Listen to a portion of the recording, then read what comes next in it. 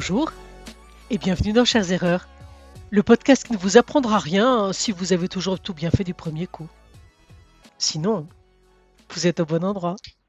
Aujourd'hui, j'ai le plaisir de recevoir Iñaki Drezola, qui est un dirigeant de la pharma que j'ai rencontré il y a bientôt 10 ans, qui a fait toute sa carrière dans les grands laboratoires pharmaceutiques. Il dirige les équipes marketing, accès au marché et médical dans le groupe Curium. Bonjour Iñaki, merci d'avoir répondu à mon invitation. Bonjour Cécile, merci de m'avoir invité de ton côté.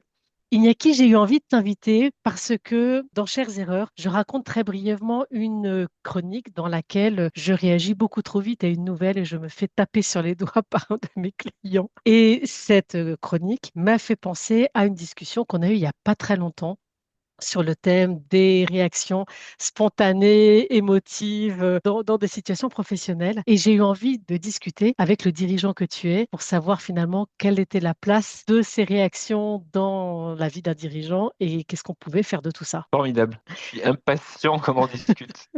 C'est clair que les émotions, c'est quelque chose qui me connaît. Je suis quelqu'un d'assez sensible et en même temps beaucoup guidé par mes émotions aussi. Mais on va en parler, j'imagine, pendant le temps qu'on va avoir ensemble. Exactement. Avant de rentrer dans le vif de la chronique, j'aimerais te demander quel est ton super pouvoir.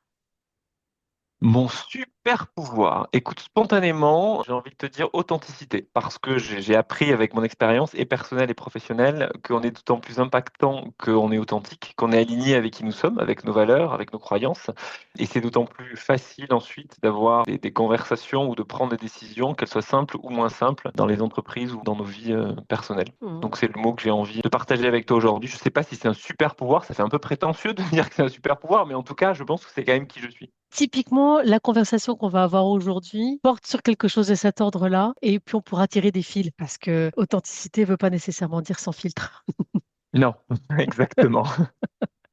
Même si parfois, ça peut être justement le revers de la médaille et c'est là où il faut être vigilant. Alors, si je rappelle rapidement la chronique qui sert de point de départ à cette discussion, je travaillais dans un grand groupe où je connaissais beaucoup de monde. Et dans ce grand groupe où je connaissais beaucoup de monde, un jour, je vois passer sur LinkedIn le post d'un de mes anciens coachés qui était un très haut potentiel, très diva, très haut profil, etc., que la terre entière courtisait et qui se faisait beaucoup désirer et menaçait beaucoup son employeur d'aller voir ailleurs. Et je vois passer ce post avec tambours et trompettes. Voilà, j'ai pris de nouvelles responsabilités dans telle organisation très prestigieuse. Nanana, nanana. Ah, ça y est, mince. Il a mis sa menace à exécution, il est allé voir ailleurs. Et tout de suite, je prends mon téléphone et j'envoie un texto à son mentor, qui je sais se démenait depuis des mois pour le fidéliser. Et mon mentor répond assez sèchement, tu sais des choses que je ne sais pas? Alors, moi, alors, je commençais déjà à me sentir pas très bien. Et je dis, bah, j'ai lu sur LinkedIn un post de machin, etc., qui disait qu'il prenait de nouvelles responsabilités et tout. Oui, et l'autre qui me répond, mais enfin, oui, mais tu noteras que c'est pas un poste salarié, que c'est un engagement en marge de son job actuel. Écoute, Cécile, avant de colporter des idioties, vérifie des informations, s'il te plaît. Et alors là, je suis restée mais dans mes petits. J'étais morte de honte. Et mon client était vraiment pas content. Et je me suis vraiment dit, avant de réagir à quoi que ce soit, notamment sur les réseaux sociaux, alors tourne cette fois-là ta langue dans ta bouche, mais laisse passer un peu de temps, ne serait-ce que le temps de relire le post, éventuellement de dormir dessus quand tu vois qu'il y a une espèce d'émotion qui monte comme ça. Parce que se faire gronder par ses clients pour des broutilles pareils, c'est quand même un petit peu bête. Voilà l'histoire qui m'a fait penser à toi. Alors toi, tu as vécu quelque chose dans un contexte complètement différent, mais dans ta posture de dirigeant, j'ai trouvé que c'était vraiment un témoignage très intéressant. Est-ce que tu veux nous en parler et nous dire comment est-ce que cette chronique a fait écho à ta pratique de dirigeant? Bien sûr, Cécile, et en effet, mon contexte était différent, mais en t'écoutant, je me revoyais dans une situation un peu similaire où moi aussi, je n'étais pas très à l'aise parce que je me suis fait guider par mes émotions et que jusqu'à présent, mes émotions, elles m'ont quand même plutôt bien guidé, mais que parfois, il faut savoir prendre un peu de hauteur et de recul sur la base de certaines. Donc, je dirigeais une entreprise et nous avions des sites de production et j'avais pris l'habitude d'aller régulièrement visiter ces sites de production avec ma DRH. Et le principe, c'était qu'on rencontrait les collaborateurs. Je ne voulais pas que ce soit trop formel. Je sais toujours l'impact que ça peut avoir, hein, le DG qui débarque dans le site, ça génère un petit peu de stress, d'angoisse. Mon enjeu, c'était vraiment de prendre le temps de connaître les gens, d'être à leur écoute, de voir comment ça se passe sur site, mais sans que ça génère atmosphère au stress et de préparation pour les équipes. Mais on avait l'habitude d'avoir un moment où on partageait un peu le contexte de l'entreprise, les résultats, la vie de l'entreprise avec les collaborateurs. Ils partageaient un peu la vie du site. Ensuite, on faisait un petit tour du site, on passait un moment avec les managers. Il y avait en général un déjeuner ou un dîner ensemble. Et ensuite, on avait un moment où on était à la disposition des équipes. Je dis on parce que c'était voilà, ma DRH et moi. Alors parfois c'était que elle ou que moi, et parfois c'était tous les deux, en fonction du besoin, en fonction de non. On essayait de s'adapter aux différents sites. Et un jour, donc, nous allons sur un de nos sites.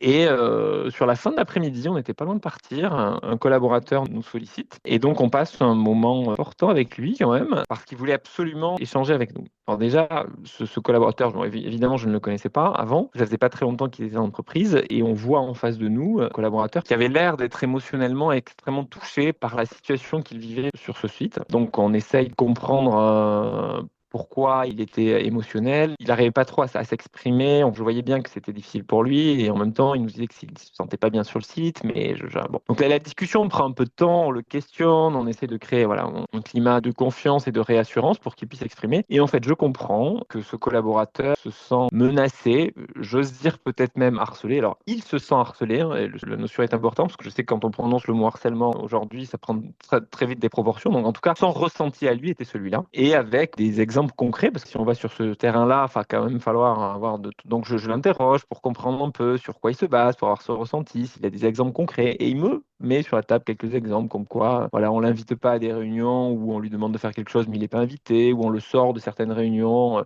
au dernier moment, ou vraisemblablement il reçoit des pics de la personne qui est censée être son manager, et puis potentiellement de l'ensemble de l'équipe. Donc bon, je comprends qu'il y a une relation extrêmement difficile avec son manager, et qu'en plus, ça a priori dévié sur l'ensemble du site, et bon, je comprends que son ressenti, c'est qu'il est tout seul, qu'il se sent pas bien, et plus la discussion avance et plus je me disais à moi-même, mon Dieu, mais comment c'est possible? Et je voyais ce garçon pas bien du tout, qui se met finalement à pleurer. Je me dis, bon, il est quand même devant le DRH de son entreprise, devant le DG de son entreprise, qui ne voit pas souvent. S'il se met à pleurer, c'est quand même que vraiment ce garçon est pas bien. Je me sens moi-même extrêmement touché par la situation. Nous nous engageons avec ma DRH à essayer de comprendre ce qu'il en est. On clôture la session sans avoir malheureusement l'occasion, ou heureusement, je sais pas, avec du recul, mais pouvoir en parler avec l'équipe managériale du site, parce qu'on avait un train à prendre et le timing est un peu serré. Le manager dont il était question n'était de toute façon pas là sur site ce jour-là, mais il y avait quand même la direction du site.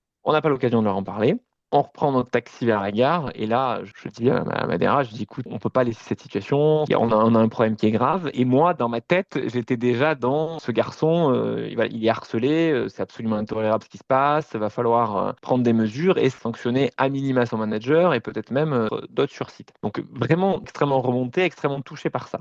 Ma DRH était un peu plus posée, mais quand même, elle aussi.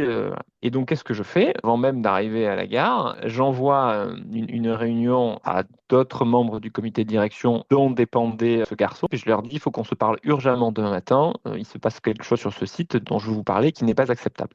J'en dis pas plus. Le lendemain matin, première heure, on a ce meeting. J'avais pourtant dormi dessus, hein, mais j'étais toujours pas très bien par cette situation. On ouvre le call, on était en Teams, on n'était pas tous basés sur les mêmes lieux, donc je ne les avais pas autour de moi physiquement. La DRH, évidemment, moi et le N plus 2 et le N plus 3 de cette personne. Je crois me souvenir, oui, c'est moi qui ai pris la parole et donc qui explique, alors évidemment avec mon biais, cette situation, et je dis voilà, c'est absolument intolérable, il est important urgemment de sanctionner donc le manager de cette personne. Et j'ai eu à ce moment-là une réaction assez vive d'un de mes collègues qui était autour de la table, qui me dit mais Yaki, tu sais pas de quoi tu parles, on peut pas prendre ce genre de décision, tu te rends compte, tu es en train de porter des accusations qui sont extrêmement graves. Donc le temps est un peu monté. Sur le moment, je lui dis mais je pense que tu ne te rends pas compte toi-même, toi non plus, de ce qu'on a vécu et de ce que j'ai vu et de l'état dans lequel est ce collaborateur. Donc on peut pas laisser la situation.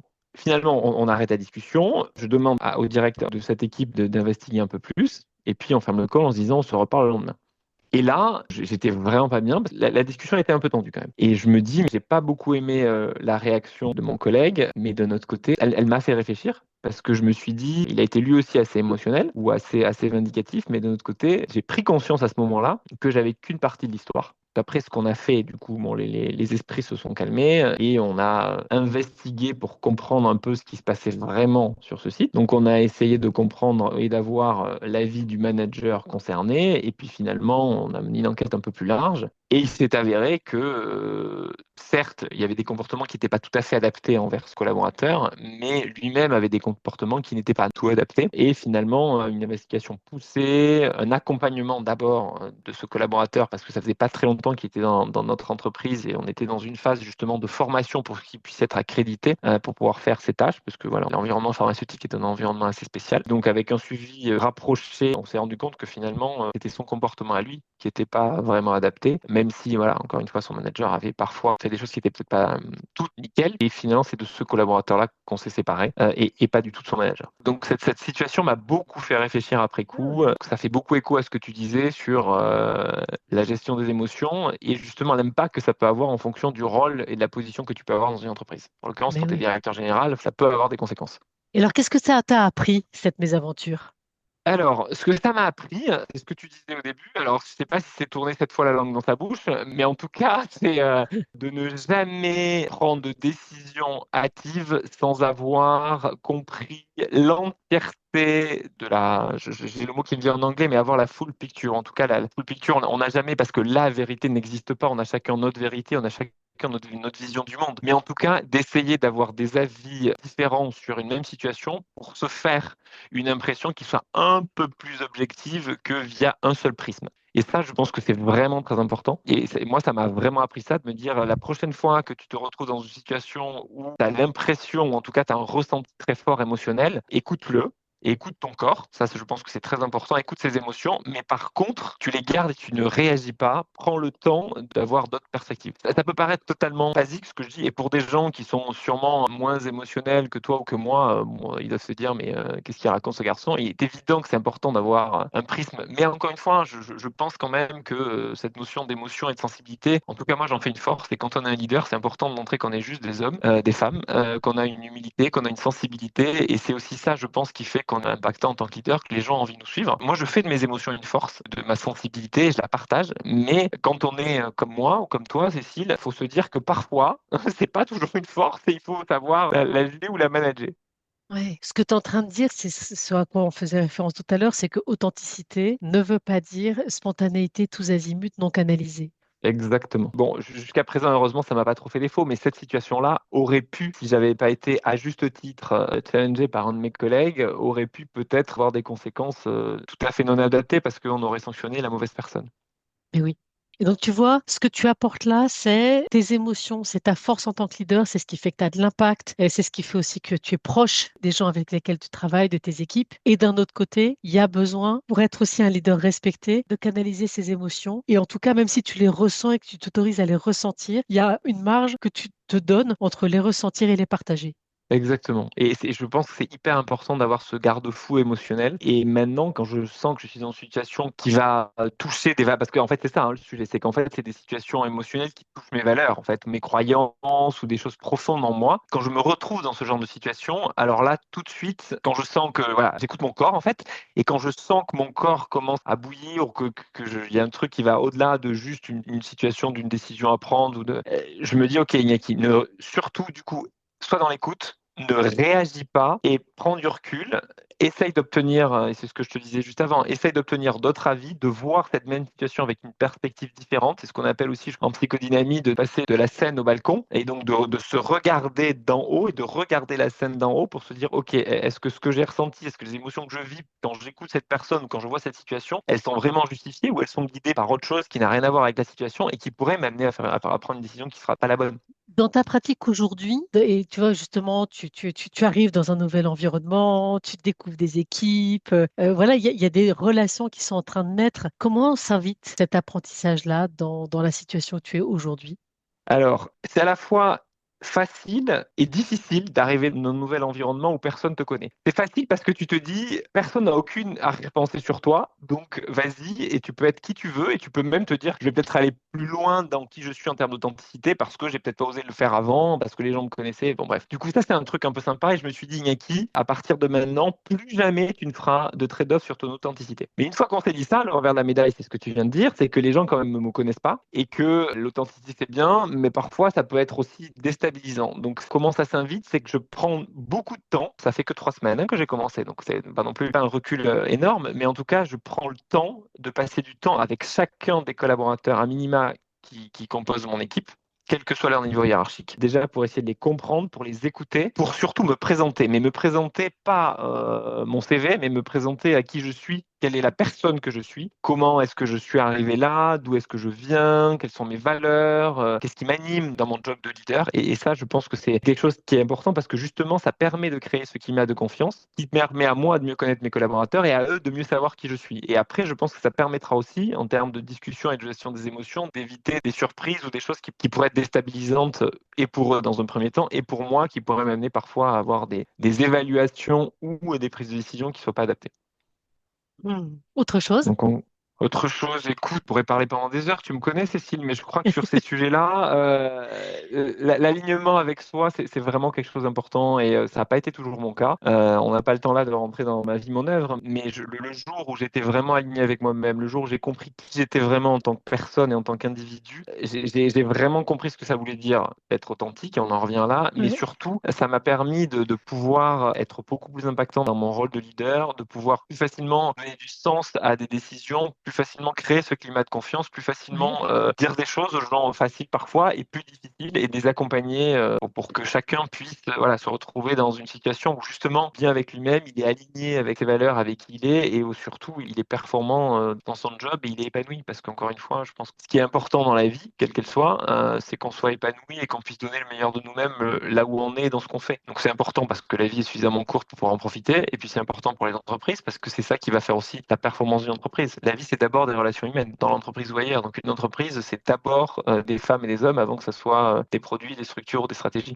Ce que tu es en train de dire là autour de être aligné avec soi-même et être authentique fait écho à d'autres choses dont on a pu discuter que authenticité, on vient de dire que c'était pas synonyme de spontanéité tout azimut, mais c'est pas non plus synonyme de transparence complète. C'est-à-dire que en tant que dirigeant, tu as des secrets à protéger, juridiques, industriels, que tu ne peux pas partager avec tous tes collaborateurs, voire avec personne. Et ça ne doit pas t'empêcher d'être authentique. J'ai des souvenirs de nos discussions où tu as vraiment cherché de manière très persévérante le bon équilibre entre rester fidèle à toi-même, à tes valeurs et la fidélité à ces engagements de confidentialité que tu avais pris. Oui, oui, tout à fait, c'est un bon point. Et c'est vrai que, alors, quand on a mon profil et ma manière d'appréhender la vie et mon métier, c'est vrai que c'est pas des choses toujours simples parce que moi, j'aime vraiment la transparence et l'authenticité. Et tu as raison, quand on est directeur général d'une entreprise, il y a des sujets qui sont confidentiels et qu'on ne peut pas partager ou en tout cas pas forcément au moment où on voudrait le faire. Moi, mon parti pris, et je pense que j'ai pas la solution, mais en tout cas, c'est quelque chose que je garde systématiquement en tête et j'essaye de rester aligné avec moi-même. Mon parti pris, c'est quand c'est le cas, de dire voilà, je ne vous dis pas tout parce qu'il y a des choses que je ne peux pas vous dire, mais je ne vous le dis pas parce que j'ai pas envie de vous dire, mais je le dis parce que pour l'instant, le moment n'est pas opportun ou n'est pas possible. Et ça, ça m'a permis encore une fois de pouvoir avancer et de créer ce climat de confiance parce qu'il n'y a rien de pire dans une organisation comme dans une relation d'être dans une relation de défiance. Si vous n'avez pas confiance dans la personne avec qui vous discutez, avec qui vous échangez ou avec qui vous menez un projet, en général, c'est plus compliqué d'avancer. Ça avance, mais la pérennité de la relation, elle est forcément mise à mal. Du coup, voilà, accepter parfois et de dire que il y a des choses que je ne peux pas vous dire, c'est pas que je n'ai pas envie de le faire, mais c'est parce que le contexte fait que ce n'est pas possible. Plein de raisons que tu as évoquées, qui sont légales, réglementaires ou autres, mais juste nommer ça. Le nommer, ça permet déjà, je pense, de pouvoir, en tout cas moi, ça me permet d'être toujours à l'aise avec mon authenticité et de créer ce climat de confiance où les gens se disent, OK, il peut pas nous le dire, mais en tout cas, il nous dit, on sait qu'il sait d'autres choses, mais qu'il peut pas nous dire. Alors, ça crée quand même des frustrations parce que les gens disent, mince, si c'est quelque chose qu'il ne veut pas nous dire. Mais en même temps, ça permet quand même d'en discuter, de briser la glace et d'éviter voilà, des procès d'intention ou plein de rumeurs qui pourraient se véhiculer dans les entreprises. On connaît tout ça et qui finalement, au bout d'un moment, prennent des proportions importantes et génèrent plutôt une dynamique négative que positive. Et si en plus tu peux donner un peu de timing en disant ouais, il y a des choses confidentielles que je peux pas partager aujourd'hui, mais je le ferai dans quelques mois ou dans quelques semaines en fonction de comment les choses vont évoluer, ça permet aux gens à minima de se projeter. Ils sont pas forcément d'accord avec le fait qu'il y a des choses qu'ils savent pas, mais en tout cas ça donne du sens. Et ça fait partie aussi de mes croyances, c'est que donner du sens c'est important. Ça veut pas dire que les gens sont d'accord avec tes décisions ou avec le fait que tu partages pas tout, mais au moins voilà, ils ont la raison derrière et ils le savent. Ça reste pour moi de la transparence. Donc, si j'entends bien, authenticité, ça ne veut pas dire spontanéité débridée et ça ne veut Mm. pas dire non plus transparence absolue, hein. Non. Ça suppose de la canalisation de ton émotivité et ça suppose aussi du respect d'un certain nombre d'engagements de confidentialité auxquels tu es tenu dans ton rôle. Exactement. Et c'est un équilibre qu'il faut sans cesse trouver. Ouais, et ça, c'est vraiment quelque chose que j'ai appris à ton contact, quelles que soient les théories de leadership avec lesquelles on est familier, d'accord ou pas d'accord. Dans la pratique, c'est en permanence remettre sur le métier la recherche de cet équilibre qui se refait tous les jours et qui se refait dans chaque situation. Moi, c'est vraiment ça que j'ai appris avec toi. You read my mind, comme on dit en anglais, mais ce que tu dis résonne fort, et oui, c'est un équilibre qu'il faut retrouver sans cesse. Focus qu'il faut avoir continuellement parce que les situations sont forcément tout le temps différentes et elles se reproduisent quand même régulièrement, mais dans des contextes avec des enjeux différents. Donc il faut, oui. En tout cas, moi, c'est un équilibre que je ne cesse d'ajuster au fil des jours, des enjeux, des décisions à prendre et des équipes que j'accompagne. Est-ce qu'il y a pour clore cette discussion, tu as une référence qui te viendrait en tête qui illustre cette discussion? Alors ça peut être un film, ça peut être un tableau, ça peut être une chanson, ça peut être une musique, ça peut être un paysage, quelque chose voilà, qui évoque ce thème de l'authenticité dont on vient de parler.